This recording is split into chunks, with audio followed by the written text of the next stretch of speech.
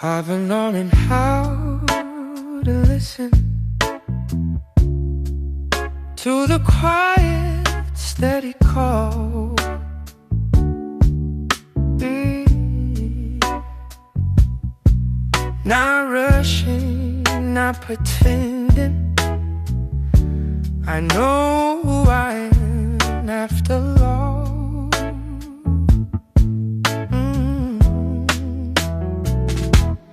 Every step is getting clearer.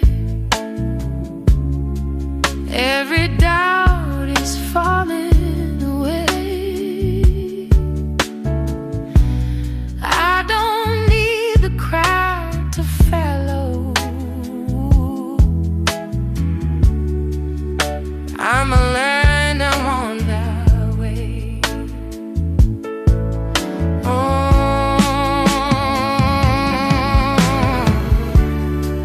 I don't chase what fades tomorrow. Angela Snead Empowerment. Aligned, anchored, moving forward. Hey family, welcome back to Angela Snead Empowerment. Now, if you're new here, my name is Angela, and this is a space where we talk about empowerment that actually works in real life, especially when life feels loud, when emotions are high, and when the world feels heavy, and when people are, complicated. And today we're going to talk about something that drains good people, something that can steal your peace quietly because it often disguises itself as concern or help or communication. Today we're talking about triangulation. And specifically, this is for the person who feels like someone is using triangulation against them. And let me tell you, it's not accidental. It's not missed communication. It's not, oops, I misunderstood. I'm talking about when someone strategically uses other people to pressure you, to provoke you, to isolate you and misrepresent you, or even to pull you out of your character. And the I Say community here has been very clear with asking, hey, what can we do during this time where everything is going on? What can we do about this triangulation piece? So let's talk about how to stay steady when triangulation is aimed at you. Because you might not be able to control what they say, but you can control what you say and what you choose to carry. So take a breath, inhale, exhale, and let's get into it.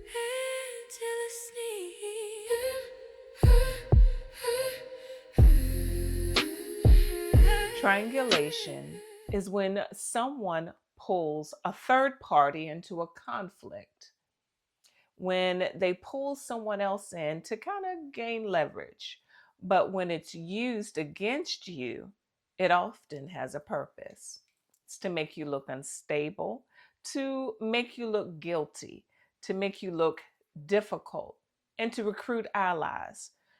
Often it's used to control a narrative and to trigger you into reacting so they can stand back and say, see, that's what I mean. That's how they act.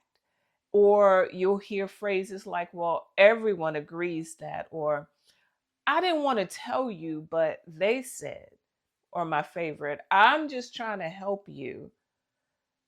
They're upset with you, so you need to fix, or so and so said, all of those phrases, right? And here's the trap, they want you to respond emotionally, they want your reaction to become their evidence. They want to steal your peace for their purpose. But there's something they don't know about you. Because after today, you know your powerful tool of peace is working in your favor. And they may think they have backed you into the corner. Maybe you think that when I tell you don't respond, you think, oh, that's weakness. But here's the thing, it's peace, not avoidance. Peace is governance. And the reason these situations seem so stressful is because, well, obviously, who wants to be misunderstood? Who likes having to defend themselves? Remember, the accuser of man is rooted in the enemy of man. It's a time old tool that is created to make you feel like you're in this invisible courtroom. Suddenly, you feel like you're on trial. You didn't know there was even a case because now people are bringing this up to you. And you're trying to defend yourself, you're trying to defend your heart, your intentions, your tone of voice, your boundaries, your choices. But here's what you need to understand, you have to just calm yourself and remind yourself that you don't need to defend yourself. Thank God for Jesus, because you don't need to overly explain. You don't need to defend yourself, because the bottom line is this: when triangulation is intentional, it's not about clarity, it's about control. It's about shaping how others see you. It's about controlling the narrative around you. It's about provoking you so they can use your reaction, like I said earlier, as proof. That's why it matters today, right? Because in trying times, during these times, during seasons in our lives, people are already emotionally raw. So triangulation usually hits harder, faster, and deeper. But you're going to learn how to hold your peace. Not by pretending it doesn't bother you, not by pretending that you can't see it, not even by becoming cold, but becoming anchored. And I'm going to give you 3 simple steps that you can use as your inner tools so that you can do all of this and go through this journey without losing your cool. Because it's one thing to know what to do, it's another thing to do it when your stomach flips and your heart races. So let's walk through this slowly. Let's take our time. Go ahead and grab your coffee, grab your tea, or drink some water. Sip, sip. Let's go.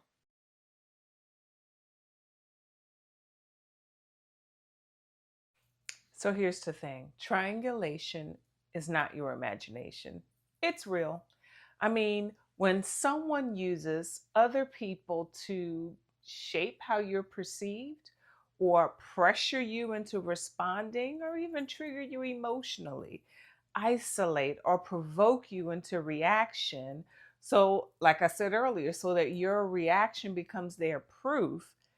And if you've ever experienced this, you know it can make you feel like you're constantly walking into invisible conversations where you were not invited, but somehow you're being judged for. So, again, let's look at what triangulation looks like. Now that you know you're not making it up, it's not your imagination. So, triangulation often shows up as information when in fact it's influence. It sounds like everybody's saying, or the one where they want to correct you with something. Well, they're upset with you, and I just want to let you know that, so and so said this. Don't tell them I said, but I wanted to let you know. That's where that pressure starts building, where it starts building and making you feel like there's an urgency. because now you feel like you have to explain yourself or defend yourself or correct the record of perception and prove your heart. But here's the thing, and I need you to hear this early as a reminder: you cannot protect your peace while trying to manage another person's narrative. So you're going to have to learn how to move in this thing differently. So instead of just coming out with something, you're going to name it. That's your step one. Before you respond to anything, remind yourself, say it internally. This is a setup, this is triangulation. Because naming it is how you stop treating this conversation as a crisis. If you don't name it, you'll personalize it. You're on the ride. You'll assume you did something wrong and go into performance mode. But once you name it, your mind shifts from panic to discernment. This is a tactic, not an emergency. The first step, it's simple, but it is powerful. When you name it, you now have control of the situation, of how you're going to respond. Because before you respond, before you defend, before you explain, before you text back, call back, message back, before you call anyone, before you even start rehearsing what you're going to say, you pause and remind yourself, this is a setup. This is triangulation. It's not an emergency. I don't have to fix this. I don't need to clear my name. Let me take a breath. Let me think about this. Let me look at the situation. Does it even require a response? Because naming it is that important part that moves you out of confusion and clarity and emotion and allows you to be intentional, right? Is where you're clear and you understand, I don't want to be easily manipulated. I don't want to get caught up in anything. So if you don't name it, again, you'll internalize it. And good people do this, right? You think you did something wrong. You think, oh, might have been my tone of voice, so maybe I was hungry or sleepy or tired. And then you want to people please and try to make people comfortable. But naming it lets you remember it's not a crisis. I can take my time and respond. Step two, I call it count your butterflies.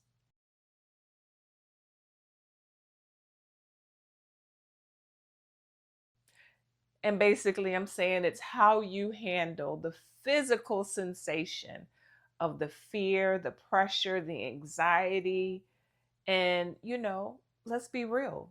Sometimes you just can't think yourself into peace because your body has already reacted.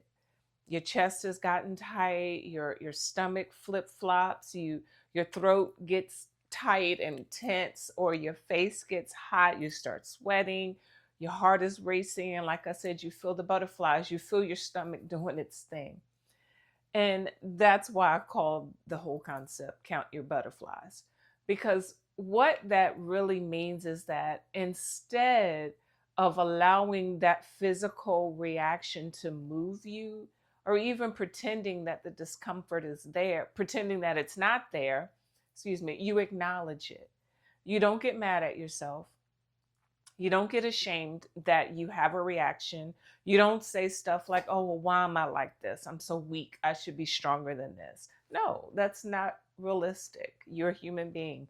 You're going to respond. Now you can simply say stuff like, okay, I feel like this, but I need to get through this.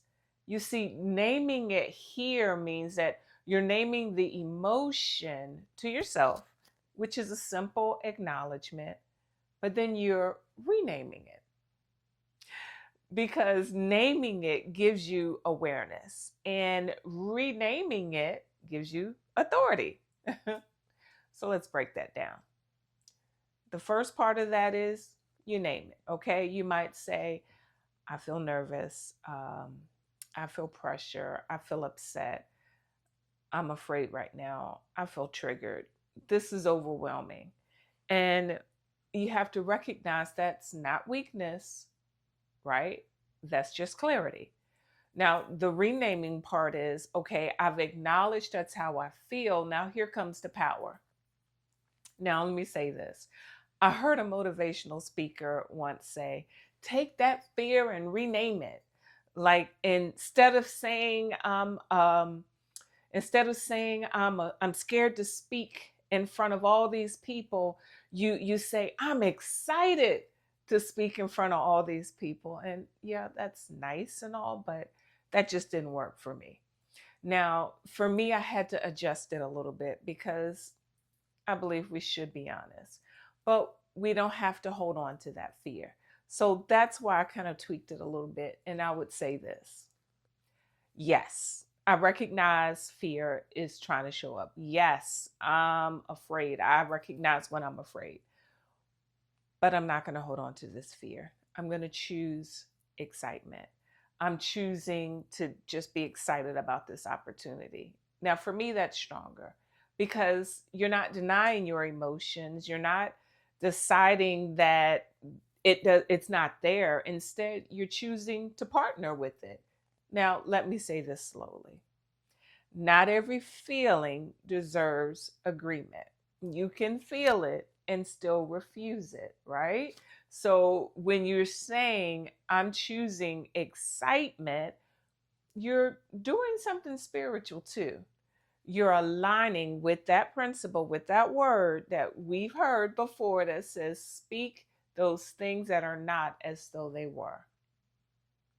So you're calling yourself into the version of you that's calm and capable and steady.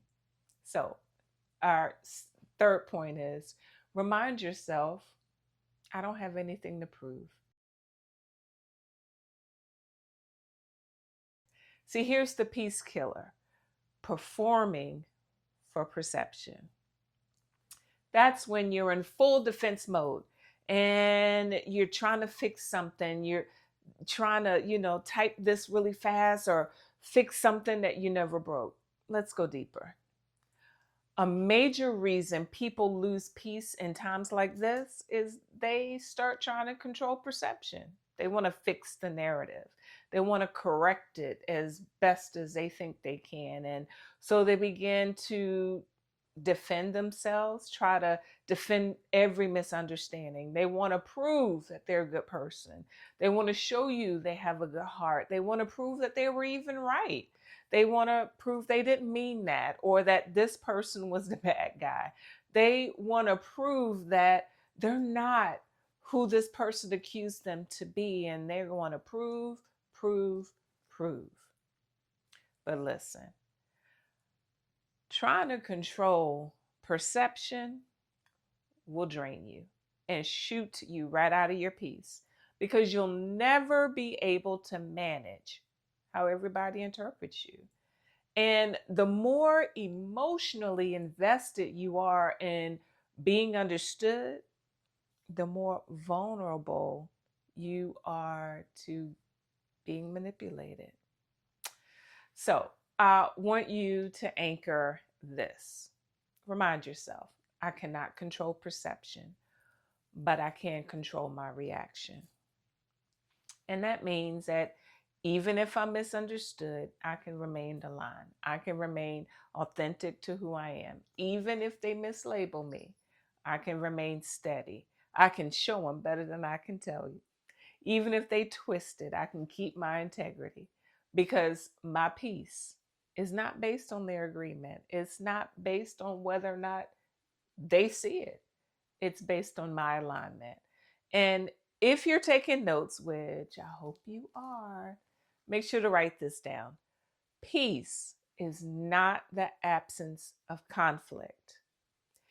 Peace is actually the presence of self control. Some real life examples on how it can be applied in the moment, right? Just practical scenarios. Let's make this thing real for you, right?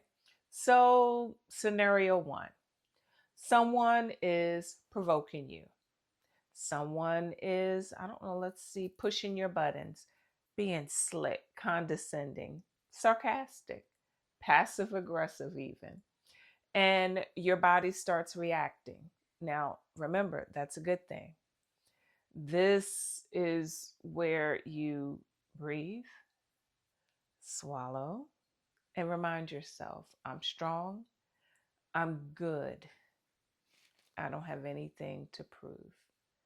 And there you have a chance to respond. You can choose a response like, yeah, I'm not sure where you're going with this, but I'm going to have to step away and maybe we can revisit this later. Or if they're really pushing it, I don't want to engage in anything like that. Maybe another time, because your peace requires a decision, right? So, another scenario, you feel anxiety rising. You're about to have a hard conversation, or you're walking into a meeting and you're entering a room where you don't feel safe. Count your butterflies. And sometimes that's a situation where there's been a meeting outside of the meeting and they all know something that you don't know, and you can feel it and you feel nervous, and you know by the looks on their faces that something else is going on. But in that time you can choose to reframe that. I'm choosing peace, I'm choosing confidence, I'm choosing excitement about this opportunity to share this. And then you can just do what you need to do and walk away. Scenario three, you're misunderstood. Somebody thinks the worst. They assume that something they heard, something someone said, and the person could have been a great storyteller, right? They believe their narrative. And here's what you do: you listen, and you don't start chasing it. You don't even try to respond.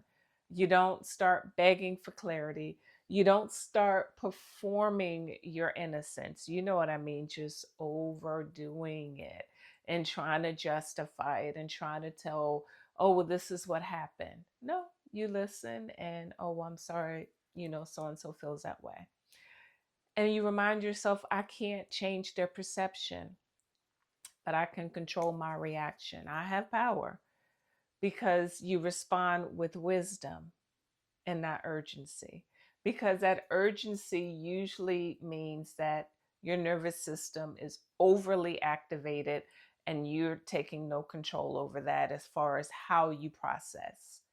And you can remind yourself that, yeah, this is important, but sometimes the wisest response is no response, especially if they've already made up their mind. What's the point in you continuing in the conversation when someone has already made up their mind? Let's close with a declaration. I want you to say it with me out loud if you can. If not, say it within yourself. Declare, I will not lose myself trying to manage other people's emotion. I will not abandon my peace to win an argument. I will not chase understanding from people committed to misunderstanding me. I am strong. I am good. I have nothing to prove. I cannot control perception, but I can control my reaction. And because I can control my reaction, I have power. And if your body is reacting, if those butterflies show up, remind yourself, I will breathe, swallow, and choose peace. I will name what I feel so it doesn't overwhelm me. And then I will rename what I'm carrying, which is strength. Because I do not have to hold on to fear. I can choose excitement. I can use courage. I can use calm. I can choose alignment. I can just choose to be in peace. Phew. So, if this message blessed you today, do me a quick favor. Like this video, subscribe, and drop a comment. I choose peace. And if you're a part of the ASE community, I first want to tell you thank you for your feedback, and I want to hear more from you. What's one situation right now where you're choosing peace instead of a reaction? If you feel comfortable, leave it in the comments. If not, you know how to message me. Remember, be brave, be bold, be you. And I'll see you next time.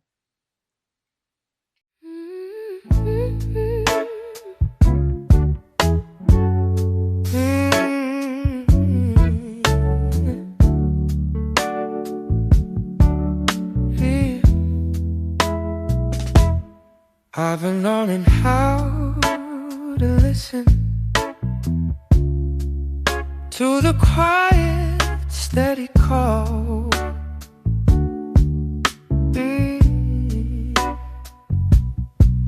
Not rushing, not pretending. I know who I am after all.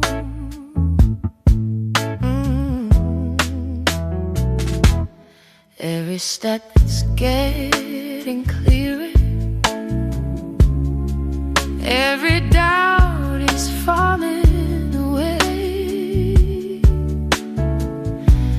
I don't need the crowd to follow. I'm a learner, I'm on the way.